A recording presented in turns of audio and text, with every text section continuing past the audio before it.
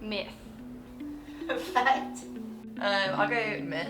I'm going to say big myth. It's in between. Just no comment on that, no.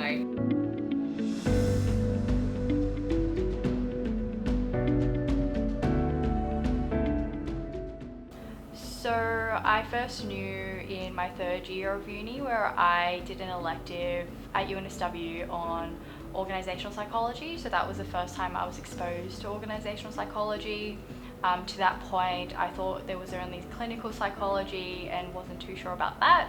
And from that point, I realised that I wanted to work in organisations in the future. So I did a development program that consulted for firms in Hong Kong, which was a great experience, and realised that I was interested in organisational psychology.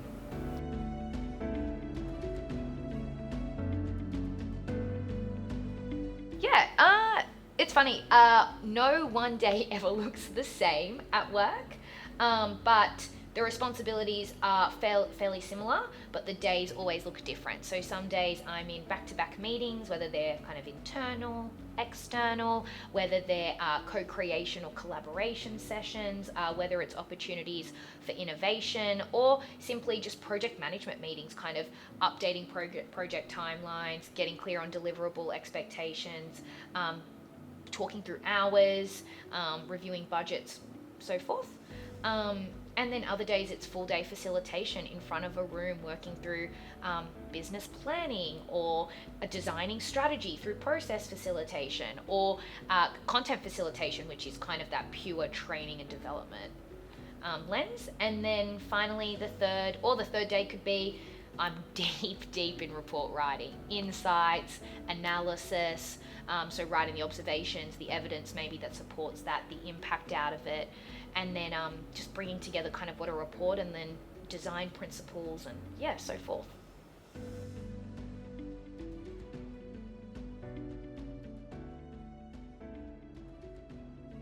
So previously, before studying, I had previous careers and basically run my own businesses in the past, so sort of the health and fitness space, and then went into sort of sports media, I guess you'd call it, where I was working with athletes and showcasing their journeys and interviewing them as well. So your Olympic athletes, your world champions and stuff, and leading up to Olympic Games. So it sort of came about from the interest of their behaviours and what leads them to be able to achieve at that high level. And I think reflecting on that, I sort of realised then that I was sort of interested in the psychology of people and performance and human behaviour and why we do things, why for some group of people they can go achieve with all the life demands they have. We have the same other group of people with the same sort of life demands and maybe not achieve to that level as well. So that led me into that psych degree, and then did the 4-year undergrad up at Griffith University on the Gold Coast up there. So the undergrad and the honours up there, and did some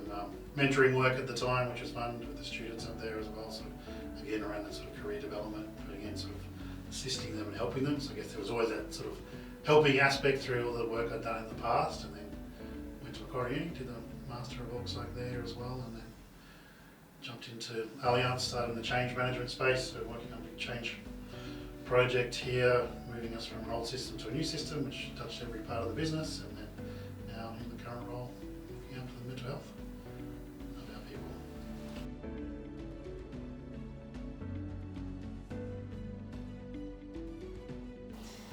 I think the breadth of it and just being able to, something that I'm really passionate about is helping people. And I think helping people in the work context, because there are so many nuances. You have leadership, you have team effectiveness, you have diversity and inclusion and motivation, engagement, there's attraction and retention. There's just so many different components that tie into org psych principles in a work context, and I think that variety is something that really, really excites me. I love lots of things about working in this space. I feel really, really fortunate that we get to work in this area. I think the thing that I love the most is the complexities around it. It's a lot of problem solving and it's a lot of dynamic thinking, and every problem is different.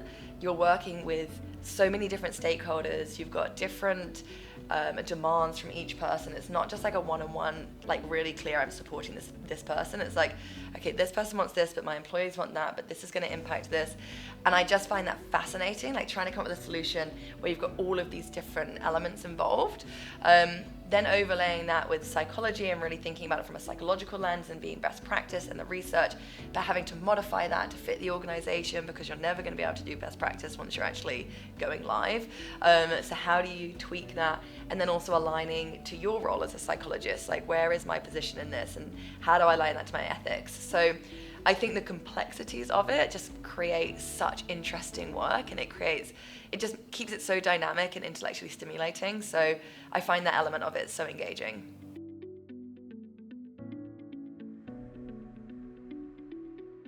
Yeah, so during the second year of Masters, I was looking at human factors consultancies to work at, so just sort of browsing websites, and I came across Tactics website, which essentially had a inquire about careers with us section, and I filled that out, and a few days later I had an email back from one of the directors, which was essentially to the effect of, I didn't know that this function was still working on the website, but turns out we're hiring, so come in for an interview.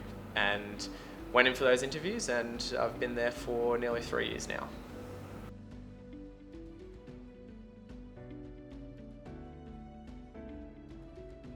So it's to be brave in the work that you do and the work you choose to do.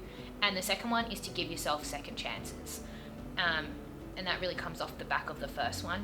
In trying different things, learning what you enjoy, what you don't enjoy, and then that way kind of forming your career that way. And people these days have so many different careers, so I think it just helps with that.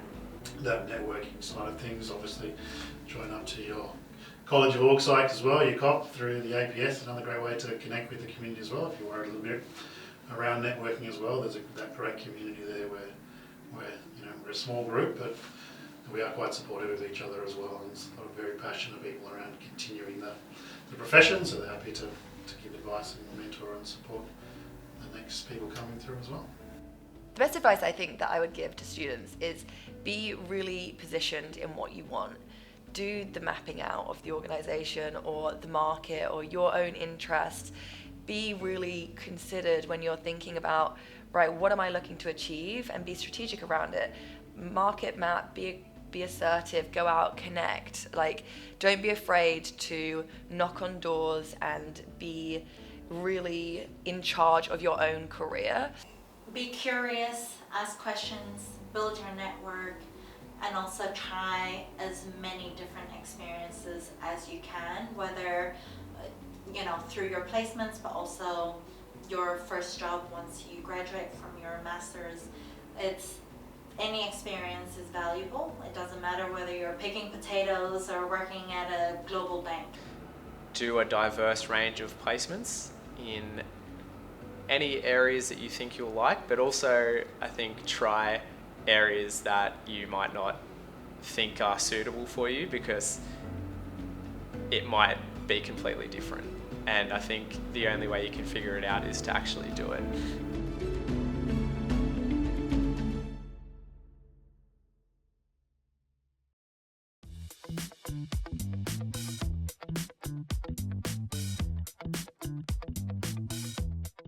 I think it really just depends on probably the experience and how long you've been in the job and your career, but I'm gonna go, but you never know, because I don't know. Yeah. So I think this is in the middle between fact and myth. The reason why is because it really depends on what space you're in and I guess what level you're at. So obviously earlier in your career you're still building up your capabilities, your expertise, so that might be like entry level pay. But as you slowly progress up and you do become an organisational psychologist, I think there is potential to earn some of the big bucks. But yeah, it really depends on what space you play in as well. Fact. It's in between, because there's a sort of context there. So I'll say fact for now, because you have the potential, I think, to earn then in terms of if you go internally or even for consultancy, you can obviously earn more money there as well, but you've obviously got to have the business house on the side of that as well, whereas your clinical people are more based around hourly rates.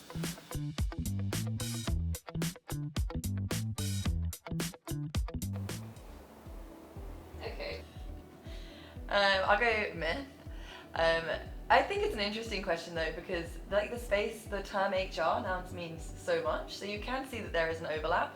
But I think the way that HR professionals versus org psych professionals attack or come into certain issues is with a different lens. Myth. Yes, it's not just glorified HR. Some people play in the HR space, so like myself, I'm in organisational development, which is more closely tied to HR, I guess. But then there's like human factors, which is very different to HR. And I think we apply a different lens to how we think about things, and we apply our psychology skills and our evidence-based practice. So I think we add more value than just being glorified HR. Same myth for this one.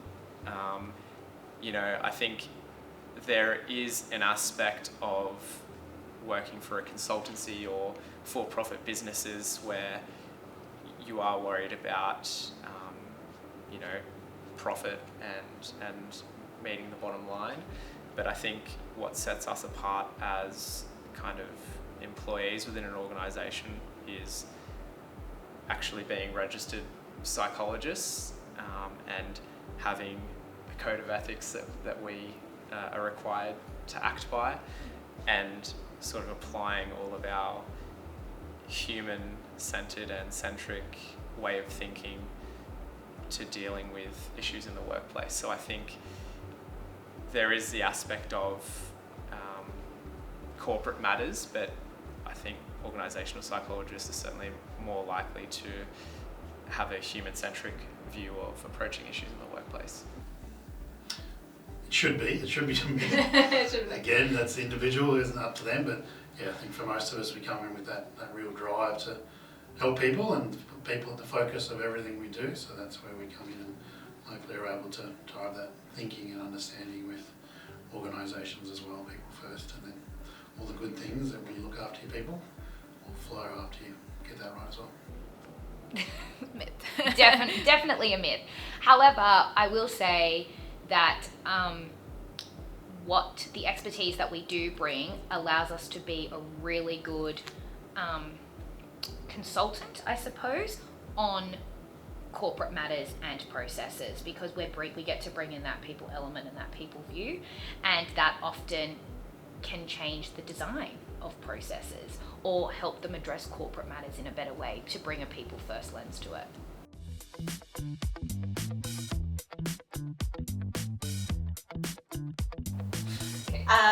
So, obviously there's so many aspects to being an organizational psychologist. Yes, you may deal with people with lots of different emotions, but that's not it. All of it. Yeah. Yeah.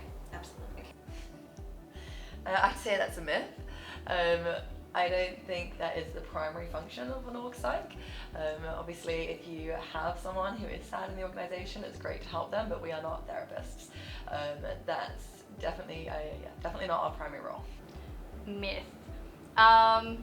So taking on that team, organisational and individual lens as well, we don't just cater to individuals and work on like employee engagement or mental health issues. So in my space, that's not really something I do either. So it really depends where you work.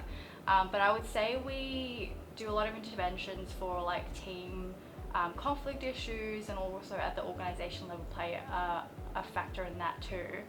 And obviously we want the best for our people, and we want them engaged, to be able to perform at their best, but it's not just about how they're feeling. We obviously want them to be thriving in the workplace, but it's not just all about that.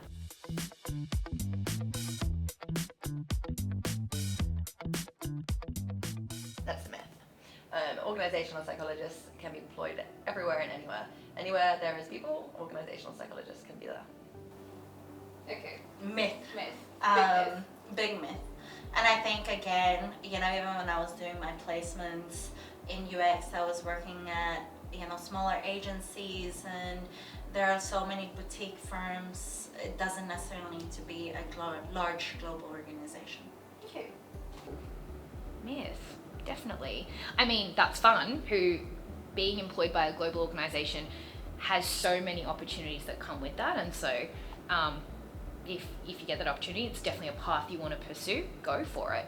But I think over time, and especially more in recent times, mid-level or even smaller businesses are recognizing the power that org psychs can bring and the influence they can have, and so there are definitely also job opportunities at that level as well.